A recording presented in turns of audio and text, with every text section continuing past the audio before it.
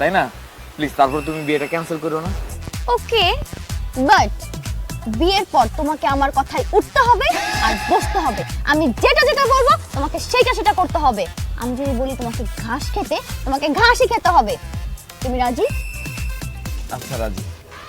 ইস, আমার এই ফালতু এক্সট্রা বাসায় এসে এমন একটা ঝামেলা ফেলে দিছে আমাকে যে আমি আজকে এই কারণে এই পরিস্থিতিতে দাঁড়ায় আছি। আল্লাহ, দিবার যদি কোনো এক্স থাকে তাহলে তাকে পাঠাই দাও। হারামজাদা কোথায় তুই? আয় আয়, তাড়াতাড়ি আয় বাবা। তুই ছাড়া আমার কোনো এক্স নাই। তুই আমার এক্স, তুই আমার প্রেজেন্ট। দেখা যাবে। দেখ তুই টাকা দে। সত্যি করে বল, কে তুই?